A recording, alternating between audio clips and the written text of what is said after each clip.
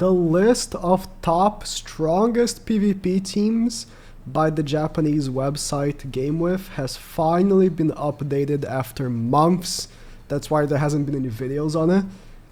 We're gonna be using them from worst, quote unquote, to best. In 9th place, they have a top 9. In the 2nd tier, they have Assault Melee Demon Team. Honestly, I would not consider this a top 9 team in the game. I just don't think Assault Melee can really compete. And I would say some teams that you're not going to see on this list are more worthy of this position. But there's no chance. I never see Assault Melees. I never see Assault Melees. What are the odds? Okay. So we're gonna do this right here. Right here. I never see Assault Melees. That's crazy. You know, Assault Melee could have been an even better character. Like, he is good. Let's not pretend that he was a garbage unit, right? And the Holy Relic is terrific. It's so, so good. But, two things. One, you kind of still have to use him with Estarossa. There are teams that don't utilize Estarossa, but let's be realistic. You're still going to be using him with Estarossa.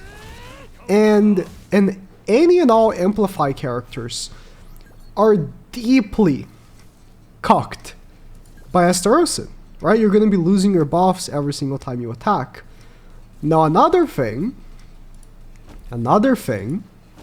is his relic honestly didn't really need that restriction that if you are attacked, you don't gain the basic stats anymore. I don't think it would have been too strong if they just removed the requirement of not being directly attacked. Because let's be real, even if you didn't have that restriction, he still wouldn't be as good as like Purgatory Melee. And even worse now, we have Lost Veins LR version, which at the time we didn't, but it wasn't that much like long after. We ended up getting the LR Lost Vein, and hey man, he ain't like pound for pound, he ain't competing with neither of those two Meliodases. But you know, the relic did bring him some life. I just wish there wasn't a restriction, you know? The restriction of not being attacked and the fact that he has to be using Estarossa. These two things, and it was something that, it's funny, we complained about Trader Melee, so it's been like a year since Estarossa came out. It's been a year since Estarossa came out, basically. He came out July last year. And it was like, man, if only you didn't lose your buffs, it would be so nice to use Trader Melee, right? And or Assault Melee, but mainly Trader Melee at the time. And I guess that never really changed. In 8th place, they have Human Team with Ascanor, Roxy, and takes 5 attacks to work, boy. And as much as I just hinted that the team isn't very good, I think there's a good place for it. 8th place, yeah, the team isn't amazing. Let's not pretend. Let's not lie to ourselves. The team isn't amazing, but for what it's trying to accomplish, I think it does well. It's a hyper DPS focused team with the help of Roxy's passive, doing that second hit, and you will be able to burst down if you go first. That's the caveat, if you go first. In the current meta, very hard to go first with this team. Very hard, especially in geared. We're not playing geared, we're playing ungeared, so it's easier, but you know, with Bond teams that have an absurd amount of CC, it's tough. This team does not have any protection, so like here, oh my god, how did Roxy survive? This team doesn't have any form of protection, so the moment you start taking hits, you're kind of dead.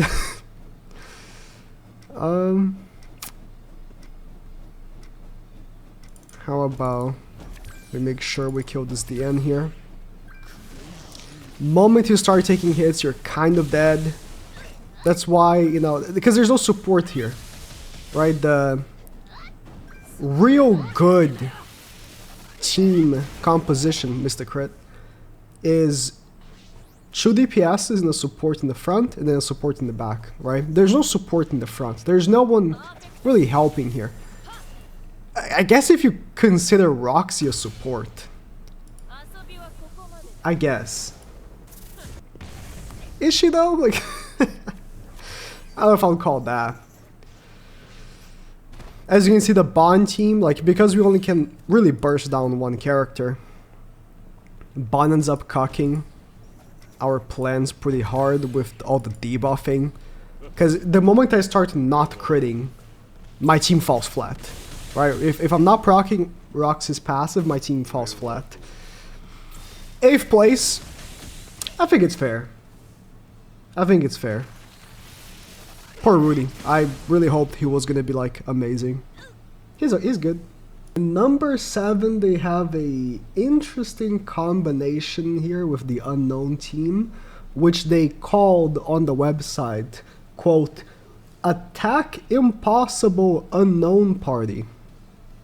Okay, but if you truly want to know what is really impossible to miss out on, is the Jujutsu Kaisen collab with Gamer Subs happening today.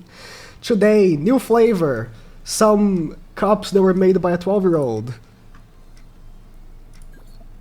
Okay, let's do this. I'm dissing on the cups, but I know why they look like that. The collab is actually with Crunchyroll, right?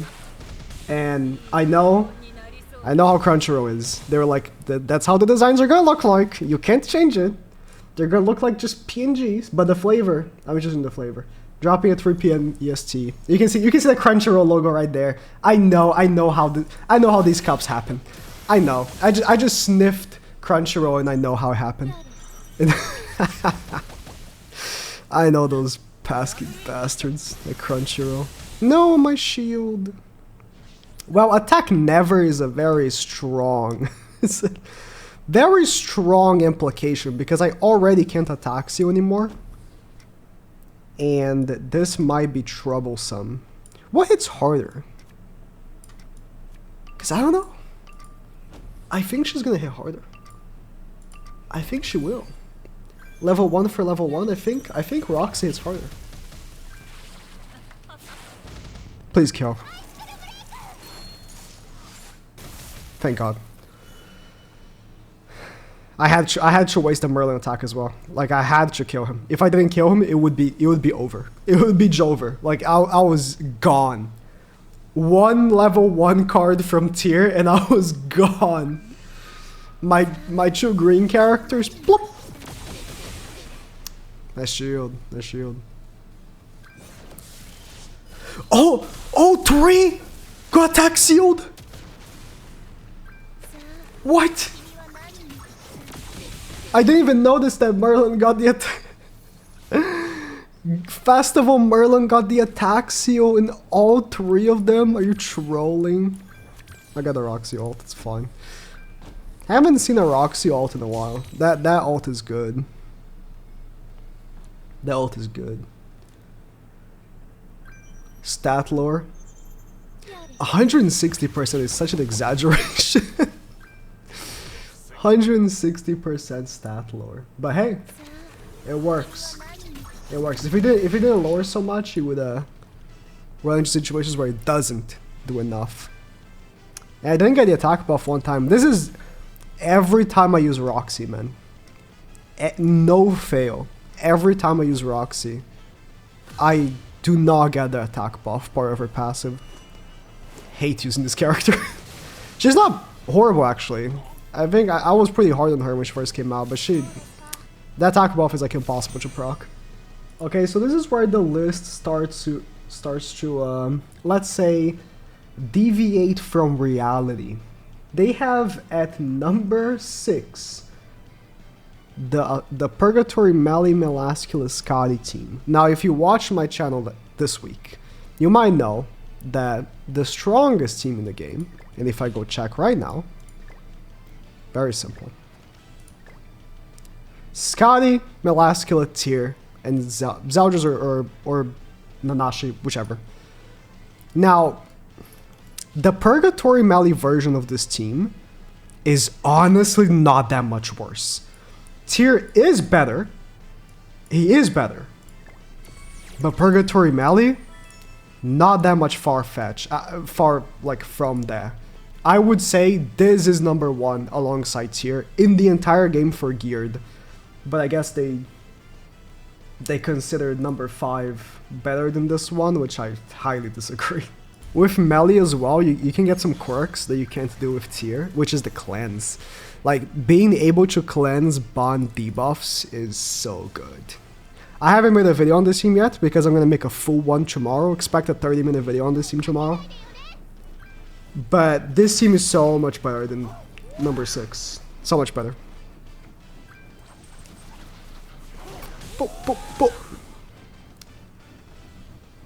Okay. I could wait. I could wait for more debuffs, actually. So let's... I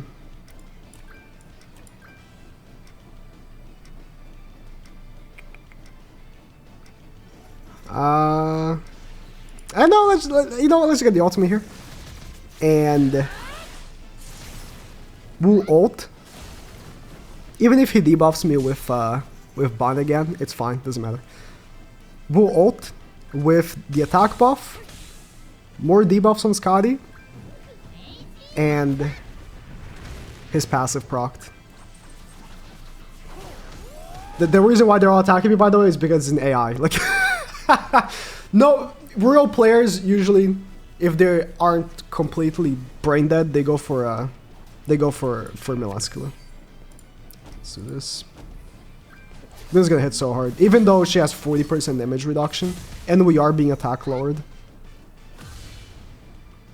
Oh, Ban is not debuffed. Could have hit harder if Ban had a debuff, because you know Purgatory Melee does 40% more damage to debuffed enemies. So I guess if you are gonna use this team with Purgatory Melee, you might want to use a Green Sauriel on Scotty. I could have debuffed with Melascula as well, but I wanted to put 2 more debuffs on Scotty. That was my my intent with that attack right there. Have more debuffs on Scotty. And if I'm gonna use Scotty, right? Could put Green Sauriel Link on her, or alternatively, you know, debuff with Melascula if need be. By the way, I haven't used Purgatory Melee much recently. My god, this outfit is so good. I need more outfits from Labyrinth. They look so good. In number 5, we have the Goddess team. Now, I'm gonna be honest, don't think this team is better than number 6. But I like the way they think with the Goddess team, because I think if they weren't really thinking much, they would have put just Nanashi there. But right now, the Goddess team is definitely better with Merlin. Goddess team's best asset is ult rushing, because you have a revive and you have cleanse, and not much else. Your damage is very, very low. Taking care of a Mael off of an ult rush can be tough. It can be. You have the shield, and you have the revive. It can be tough. So if I just do this, it's Jover. There's no comeback. There's nothing you can do really. I mean, take off ultimate gauge from the end. It's the only thing, and then hope I can't, you know, get the ult again. Which honestly, you know, if they keep spamming take off ultimate gauge with the end, then they win over me. Which is why this team is, like I said, I like that they put the Green Merlin version because I think it is better. But being completely honest, even the Green Merlin version just gets stomped by the teams below it. It is just... Goddesses use a character from the first anniversary, and it's the second best character on the team. That doesn't sound very right, does it? In 4th place, we got the Demon Team. And I haven't really been pointing out too much, but they do have replacements. But I'll just only point out for this in the this team only, really. They do mention that if you want, you can put Zeldris in the back and put Chandler in the front. And I do think either way are, you know, preference. If you are someone that can't really go first too much, I would say that the Chandler team in the front, you know, instead of having Zeldris in the front and Kusaka in the back, is probably better for you. But the Demon Team as this is its best version for sure. I like just made a team or video on demons, so I'm kind of like fresh out of it. Demons still kicking it, you know. Demons are still very good, and it's mostly, in my opinion, thanks to Estarossa for being just such a good, reliable, well-rounded unit. And I think if we keep getting updates for it, you know, we got a bajillion updates for demons ever since they came out, right? But if, who's stopping them? Listen, very likely, I'm not promising, but very likely, there will be another Meliodas at the end of this year.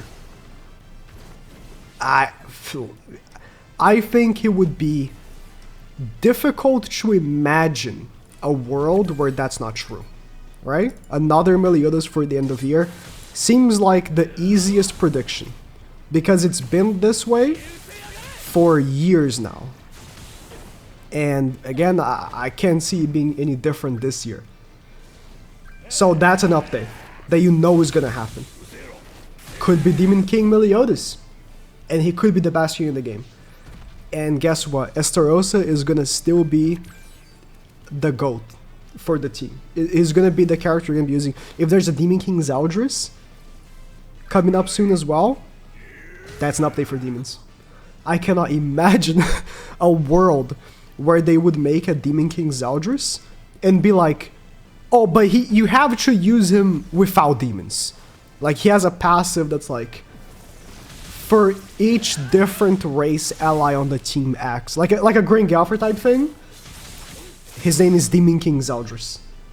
He's gonna be a demon team based type unit, right? So demons are strong. I don't want to say as strong as ever, but they're still very strong. It will keep being strong for a long time. In number 3, we have the updated Unknown team. And I know I just said that I wouldn't tell about the examples they made of replacements, but I just lied. They also mentioned that you can replace Ghislaine for like Echidna or Ram if you want to. And I agree. The Unknown team in this version with Freyr's Holy Relic, Tyr, Nanashi, and then a honestly pretty flexible option here as the 4th or I guess 3rd in the front is a pretty strong team. Very popular team right now as well. I face this a lot. This is an interesting one. Twigo, Lost Vein, and Eskamar. Can't say is a team that I see very often. Cannot say that. Let's just kill the Twigo. Straight up. He probably has dodge. No dodge. Oh. I was expecting a dodge. I was expecting a dodge. I still use a strong card.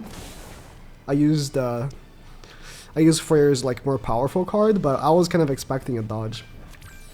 Okay, target is going on Lost Vein. Oh, Lost Vein's done. Look at that. Level 3 Pierce. Ghislaine is very nice right now. It's nice to see because, you know, as much as I really wanted Rudy to be the good unit from the collab, the fact that one of the characters actually ended up being good is nice to see. Ghislaine, they didn't have enough time. Ghislaine ended up, you know, getting lucky, quote unquote, because Unknowns are the team with the most support in the game for some reason. But, you know, it is what it is. It is what it is. 2nd place, the Ragnarok team. Now, I'm gonna be real. this team is actually pretty good. And one very cool thing about it is that you can go first or second with it because of the end's health cap, right? If you have Tormiel Link on tier, dodge food, tier is not dying on the first turn. And so you can actually go second, have tier give like very low health, or low enough, and you're gonna have max passive from him, and you're gonna hit super hard when you attack. But saying it's the second best team in the game, I don't think it's better than the unknown team. Even if you go second with the unknown team, because you have so much stats, you end up actually surviving a lot of the time. I don't think it's better than the unknown team. I don't think it's better than the demon team even. It's better than goddesses. Definitely not better than the Scotty team. So I think saying this is the second best team in the game is a bit of a stretch. But it's not bad. It's a good team. With that being said, it is a good team. Because you look at all these debuffs, right? If you use this in geared as well, you can actually use the card set that increases stats too, but you're gonna have to go second with that card set. Look at those crits. You can hit some nasty crits with Brynhilder because of all the lowering. It's fine. And you hit extremely hard. Don't like tier. Any opportunity to see tier hit super hard. Hey, damage cap, all that, right? Very powerful team. It's like very strong. You hit super hard. You have the damage cap. But honestly, again, I don't think it's the second best team in the game. It's very strong though, very strong. I think many people are of note of this team. I don't think I've made a video on it. The reason why I didn't make a video, have I? I don't think I have. And if I have, my bad. But if I didn't, the reason why is because I know the video on a team like this wouldn't get any views. Because no one likes Ragnarok. No one likes Ragnarok characters. Stop lying to yourself. No one likes Ragnarok characters. No one cares about them. They're not hype. And a full Ragnarok team is reverse hype. So that's why. A video like on this team would not get any views. But the team is strong. And at number 1, we have the 7 Deadly Sins team. Predictable. But hey, it's not entirely wrong. For ungeared, I do agree. Because of the extremely high CC, it is better to use this team over tier if you're trying to go for the highest score in ungeared. Because if you want to win every single match, and you're a big whale, let's put that assumption as well. And you're a big whale, you need to also see everyone. This team will accomplish that goal because in terms of sheer CC numbers, it is the highest there is. But the Scotty team in geared PvP is better. And this list encompasses both. It's for both PvE and, sorry, not PvE. It's for both geared and ungeared. And if we're talking, you know, that Scotty team with either tier or Purgatory Melee is a better team than the 7 Deadly Sins team because it wins directly against it. It's impossible.